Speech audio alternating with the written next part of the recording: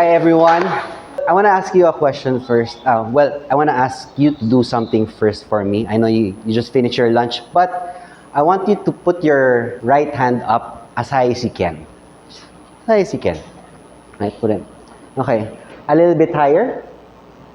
A little bit higher.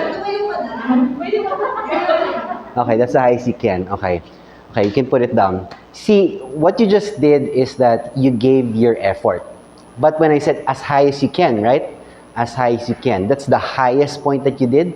But you were just sitting down. I saw her stand up. I saw her stand up. The rest of you, just...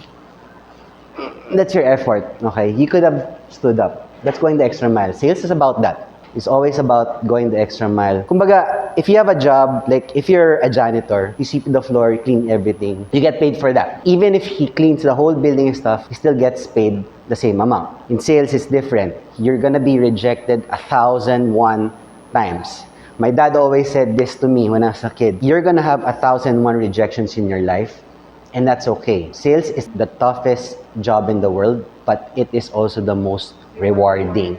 Nothing more rewarding than sales. Compared to a desk job, when you're in desk job, it's really just comfort. You know, you get something on the 15th and the 30th. Before it even arrives, the 15th, pinaglalaanan na yung pera mo, tama? With sales, you don't know what to expect. But you can control a lot of things with it. Like your effort, your thoughts, your mindset, how you see things, how you see your product, how you see your customers, how you see the people around you. It's how you see things. An employee would see things like, they would see the problem in the world. But salespeople are problem solvers. They solve problems. They see the problem themselves, but they give you a solution. Like, kunyari, you know, there's something wrong with the system in the office that you work in. And a normal employee would say, ito yung problema dyan, ganyan, puro reklamo. But then, the real salesperson would see it this way.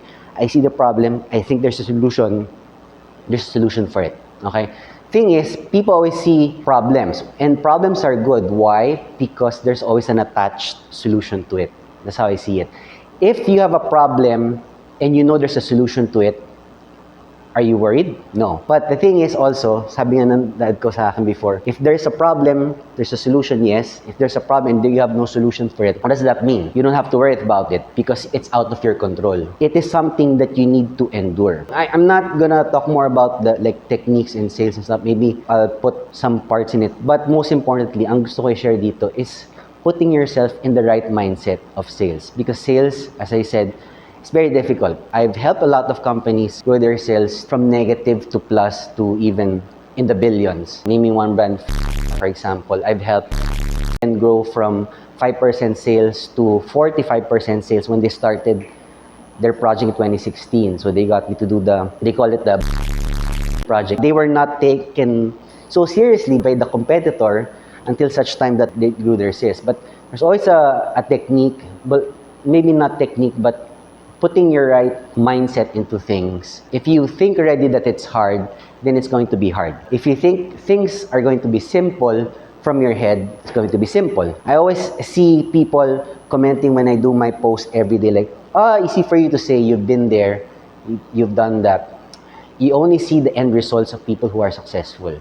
What you don't see is the hours that's been being put in there, the sacrifices, the tears, you know, the blood, sweat, and tears are being put in there. You don't know how many anniversaries or birthdays I've missed just because I need to go to a client just to make that very important sale. It requires a lot of sacrifice. If you want to be able to help other people, do you believe that you have to help yourself first before you can help other people? Do you believe that? I mean, just this example, okay? Think of it this way. You have a close loved one that needs 1 million pesos to live. The thing is, right now, you don't have 1 million to spare, and then the person goes away. Does that make you sad? But what if you have 1 million pesos spare and you can do that for them? Would that make you happy that you're able to help them? People who want to be successful help themselves first before they help others. Kasi parang sabihin mo na, you do this voluntarily to help other people, but you yourself, you cannot help yourself. You have your own problems. Because I always distinguish problems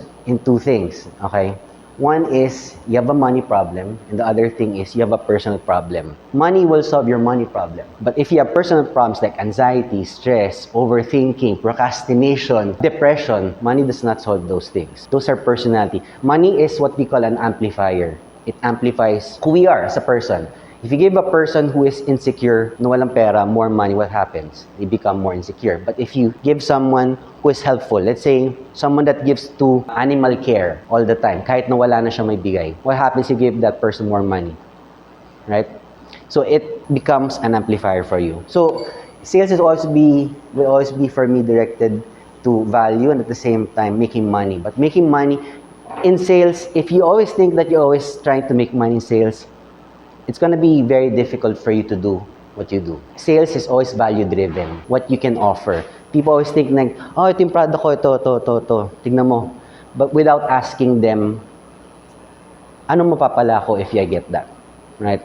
You ask them first the importance of like knowing first their story because you need to have empathy with them. Hindi pa sabihin na, ato bili mo to, kailangan mo to kasi. Sabi, ba't ko kailangan yan? Diba? You need to know first their emotions. You cannot control a person's wallet or bank account. Like, labas mo 5,000, bill. No, but you can always control what? The emotions of other people. That's the number one most important thing I want to share. You always want to give before you can take what you want. A lot of people always say, ganito, ang normal mindset ng tao is that, guys, sige, gagawin ko yan, pero magkano babayad mo? Diba? You always think that way. Like, sige, gagawin ko yung pinagagawa mo. Magkano ba sa atin dyan?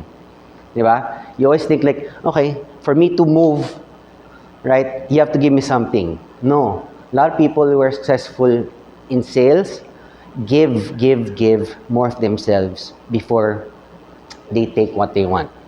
Right? Do you believe that? Right? Because you always believe that I have to get something first so that I can move to do something. You have a wrong mindset of why you do it. My why, like why I always do it is the most important thing. Like why I do the things that I do, why I know my priorities is because it's what drives me every day. I don't like being tagged as a motivational, inspirational speaker. I hate being called like that because I don't believe in motivation and inspiration. I believe in what we call better habits.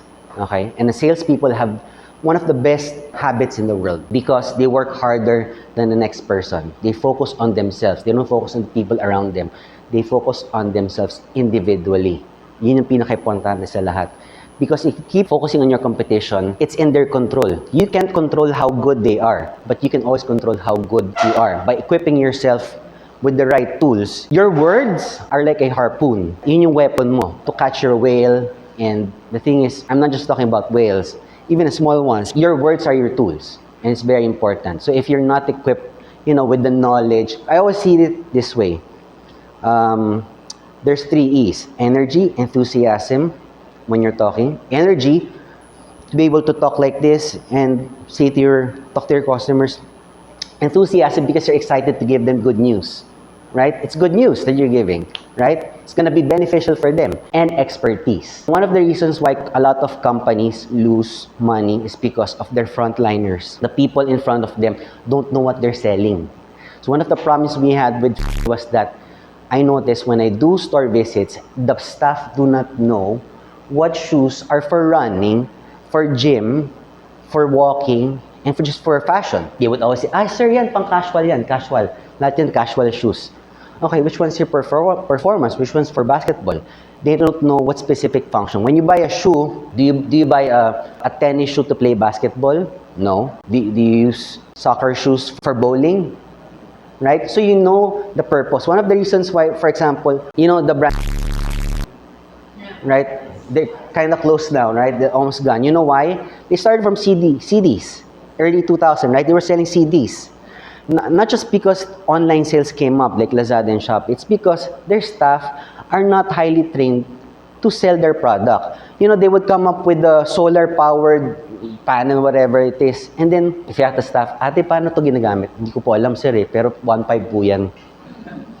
Tapos, you're gonna fill up this whole place with products that you don't know what you're selling. Parang tao ka lang. You're just sitting there and, there's not enough training. And that's why you're here. You're training yourselves so that you're prepared when you come out. You have energy, you're enthusiastic, and you have expertise. You're an expert. Okay? You're learning to become an expert. Everyone starts off always as a beginner. No one starts off as an advanced.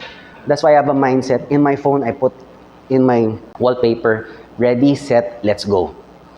When I go out the door, I always tell to myself, ready, set, let's go. Because whatever problems I have at home, whatever I'm thinking, it's out. No, I don't bring it. That's not my baggage. When I go out, I'm doing my job, and it's a career. Sales is a career that I do. I'm always selling myself. I'm always selling myself to clients, people who I want to turn to believe in me. I do that every day. Even to my wife. I have to convince her that I have to do something so that she'll support me.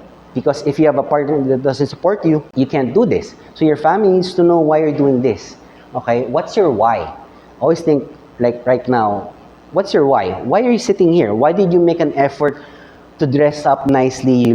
You all look nice and ready to know something. You could have just stayed home, chilled, nanonood lang kayo ng TV, and, waited for Monday. Diba? But you're here. Right? Why? Para saan nyo ginagawa yan? Okay? Because you need a very specific why. Okay? Because with the why comes the how. And then who that you're going to target. And then when. Right? Why? Because you need to know what motivates you. Because that's your goal. Your plans may change, but the goal always remains the same. Right? You want to be successful. How successful?